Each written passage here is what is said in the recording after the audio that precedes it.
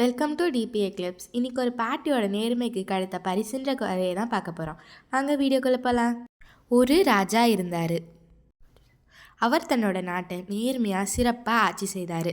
மக்களும் மகிழ்ச்சியாக இருந்தாங்க. அந்த நாட்டில் ஒரு வியாபாரி இருந்தான். ஒரு நாள் அவனோட ஆட்டு மந்தையை விற்றுட்டு கை நிறைய காசோட ஊருக்கு திரும்ப வந்துட்டு இருந்தான்.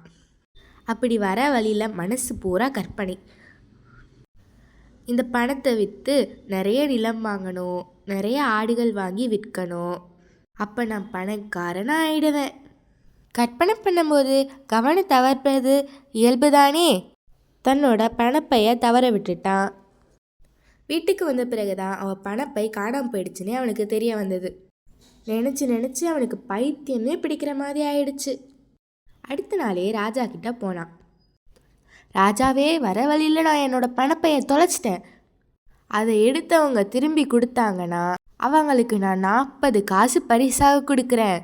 எப்படியாவது மக்களுக்கு தெரியப்படுத்தி என்னோட பணப்பையை கண்டுபிடிச்சிட்டாங்கன்னு சொல்லிட்டு ராஜா கிட்ட கேட்டான். ராஜாவும் அதுக்கு ஒத்துக்கிட்டு தண்டோரா போட்டு மக்களுக்கு அறிவிச்சாரு. ஒரு 4-5 நாள் கழிச்சு ஒரு ஏழை மூதாட்டி அவங்க பணப்பையோட ராஜா கிட்ட வந்து கொடுத்தாங்க.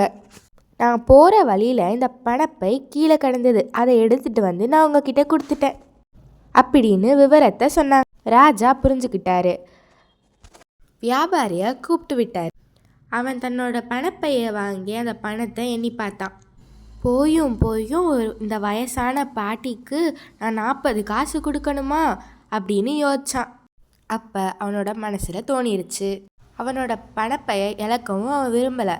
அதனால் அவன் என்ன சொன்னான், ராஜா, இதில் நான் இன்னும் நிறைய பணம் வச்சுருந்தேன், இப்போ பாதி பணம் காணோம், என்னோட பணம் தொலைஞ்சு போயிருக்கு அப்படின்னு சொன்னான். இதையெல்லாம் புரிஞ்சுக்கிட்டாரு ராஜா. சரியான தண்டனை கொடுக்கணும்னு வியாபாரி, அப்படியா,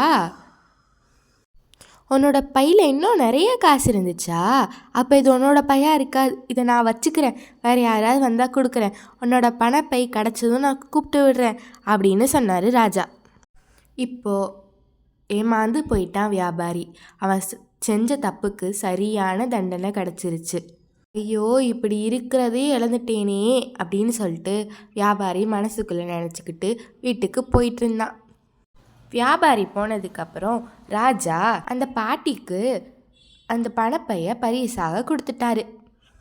நீங்கள் சந்தோஷமாக நல்லா வாழணும், என்னோட நாட்டில் நேர்மையாக இருக்கிறவங்க எப்பயுமே சந்தோஷமாக வாழணும் அப்படின்னு ராஜா சொன்னார். இதோட இந்த கதை முடியுது. பைமோட் shopping app. This video is sponsored by Buymote Shopping app. Buymote e-shopping application is one of the online shopping app now available on Play Store and App Store. The link of the app is given in the description below. Please check it if you need. உங்கள் வீட்டிற்கு தேவையான அனைத்து மளிகை பொருட்களையும் பைமோட் e-shopping மூலமாக online shopping செய்து கொள்ளலாம். Thank you.